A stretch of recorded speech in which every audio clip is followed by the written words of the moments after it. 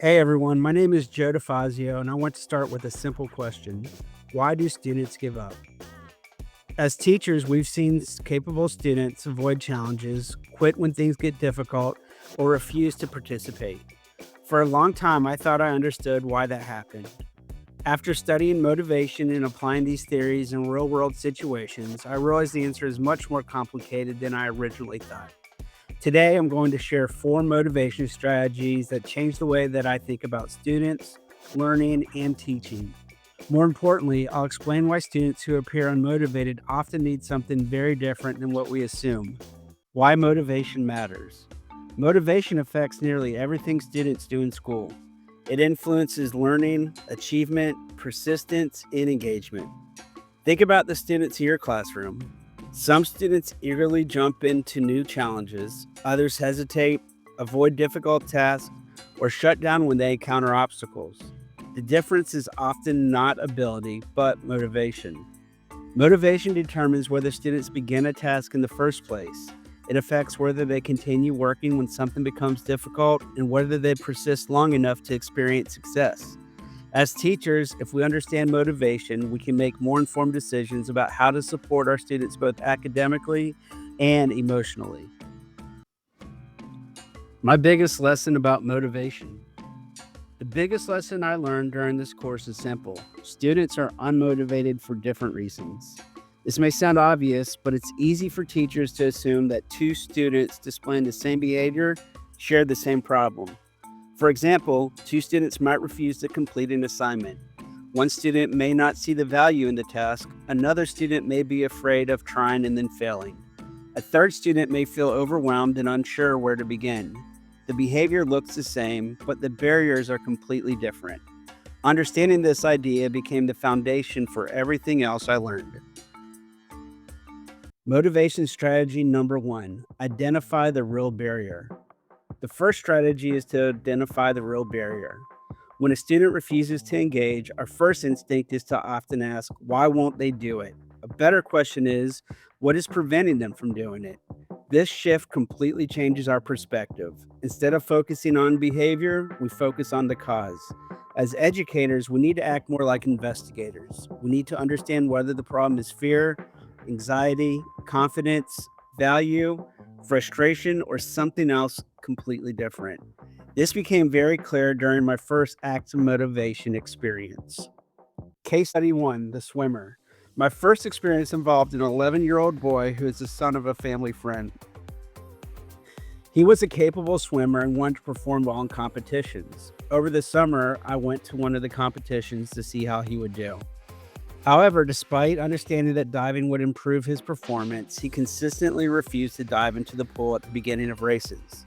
Instead, he would jump into the water in a way that would immediately put him at disadvantage. Think about like a frog. What made this situation interesting was that he understood the benefits of diving. His family knew it would help. His coach knew it would help. He even recognized that it would improve his performance. Despite all of that knowledge, the behavior never changed. At first glance, someone might assume he lacked motivation. But the more I thought about it, the more I realized that wasn't the case.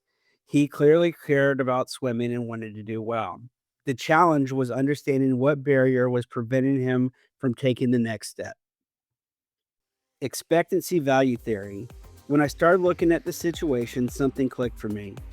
The theory basically says that motivation depends on 3 things. First, do I think I can do it? Second, is it worth doing? And third, what is it going to cost me? What stood out to me about the swimmer was that he already knew the value. He knew that diving would help him win. His parents knew it, his coach knew it, and he wasn't even arguing against it. The issue wasn't value.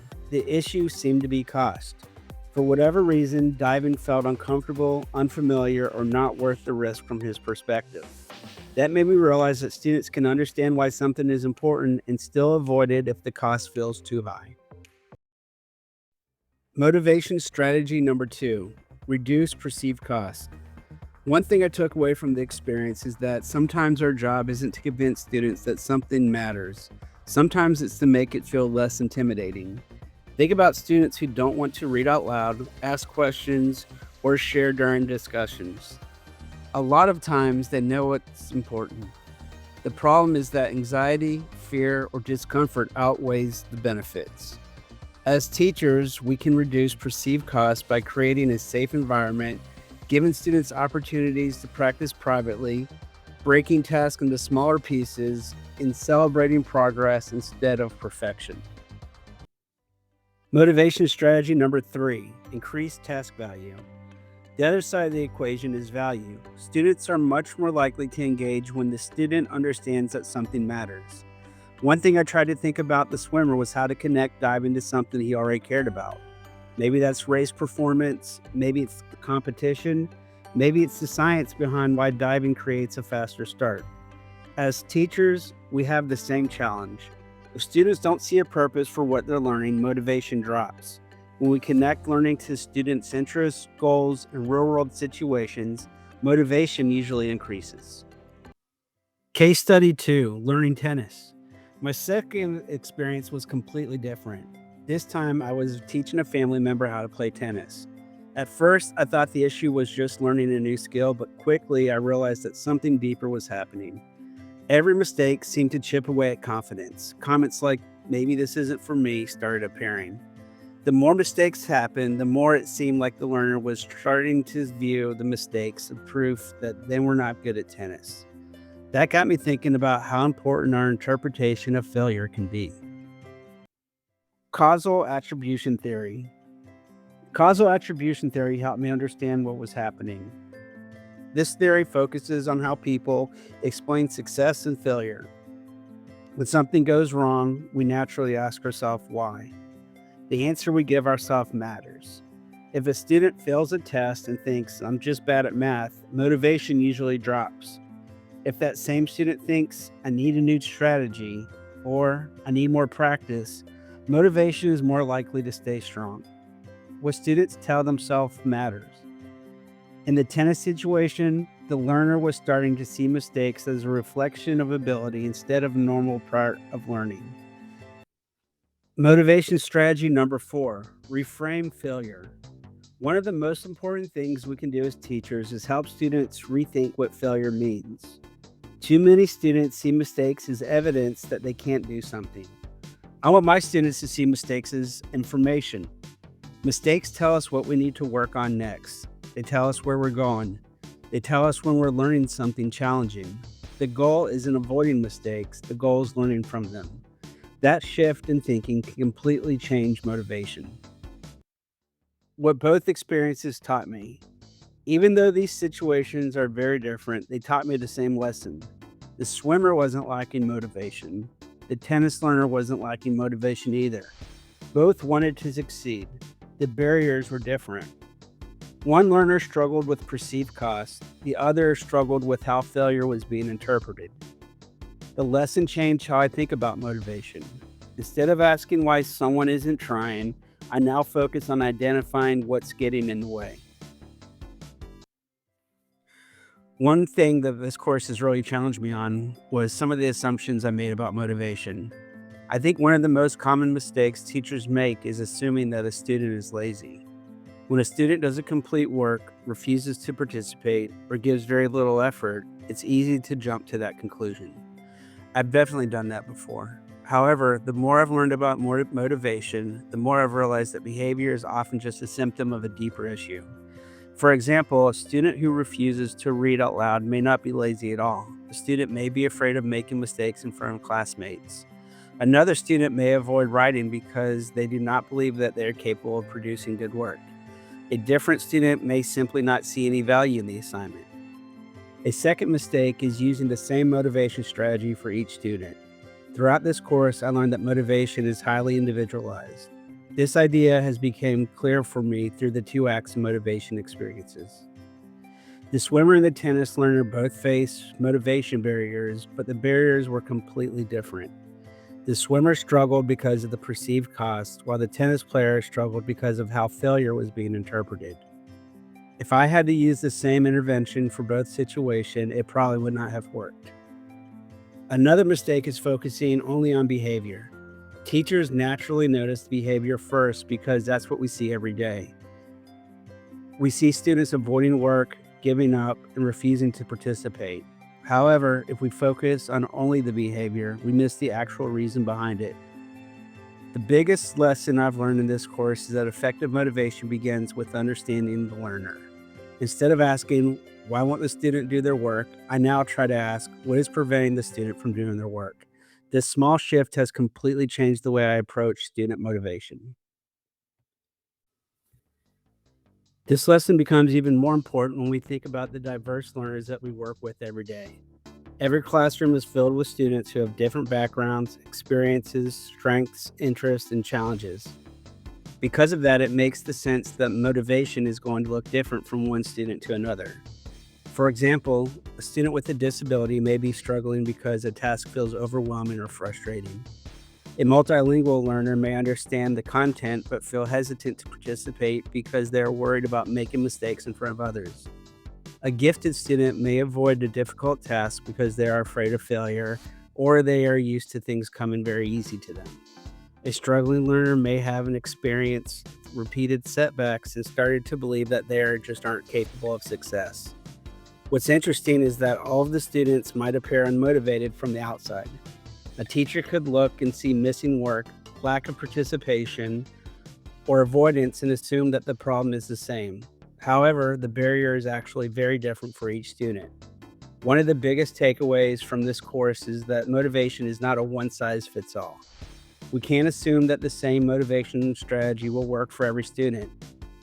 We will have to take time to understand the individual learner and figure out what is going on and what is standing in their way. As teachers, I think we have to be flexible. Some students need more confidence. Some students need more choice. Some students need help seeing the value in what they're learning. Others can need support changing the way that they think about their mistakes and failures. The more we understand our students, the better we can support them. Ultimately, I think that understanding motivation helps us create classrooms where students feel capable, supported, and are willing to keep trying when things become difficult or even overwhelming. I'm thankful for this course because this course has definitely changed how I think about teaching. Before taking this course, I often focused on what students were doing. If a student wasn't participating or wasn't completing assignments or seemed disengaged, my first reaction was usually to focus on the behavior itself. Now I find myself asking a different set of questions. Does this student believe that they can succeed? Do they see the value in what we're learning? Are they afraid of failing? Have they experienced repeated setbacks that have affected their confidence? While I've learned that this behavior is only part of the story, if we want to understand motivation, we have to understand what's happening underneath the behavior. One area where that has changed my thinking is giving feedback. I think much more carefully about the way that I communicate with students. I still want to challenge them, but I also want them to leave our conversations believing that improvement is also possible. I want them to understand that mistakes are part of learning and not that they are showing that they can't be successful. This course also changed how I think about goal setting. Instead of focusing on my end result, I try to help students recognize the smaller steps along the way. When students can see their own progress, they often are more willing to keep going when things get difficult. I've also become more aware of the importance of relationships. Students are more likely to take risks when they feel supported and they know that the teacher believes in them. Overall, I think that this course helped me become a more effective teacher because I spend much more time trying to understand why my students are responding the way they are instead of simply reacting to the behavior I see. If I had to summarize my motivation stance in one sentence, it would be this: most students want to succeed. The more I think about my experiences throughout this course, the more strongly I believe that statement. I don't think most students come to school looking for ways to fail. I don't think most students wake up and decide that they don't want to learn. More often, there's something standing in their way. For some students, it's fear of failure. They would rather not try than risk being wrong. For other students, it's lack of confidence. They may have experienced so many struggles that they no longer believe that success is possible. Some students don't see the value in tasks. they don't understand why it matters, so they don't put much effort into it. Others may feel overwhelmed by the work itself and shut down before they even begin. Throughout this course, I realized that motivation is much more complicated than simply telling students to work harder or just try more. In many cases, students already want to be successful, but they need support getting past the barriers that are standing in their way. As educators, I believe our responsibility is to identify those barriers and help students overcome them. Sometimes that means building confidence, sometimes it means helping students see the value in a task, and sometimes it means reducing anxiety or helping students view mistakes differently. The swimmer and the tennis player are both examples that help me reinforce this idea. Neither individual lacked motivation, both wanted to be successful. The issue was that each person was dealing with a different barrier.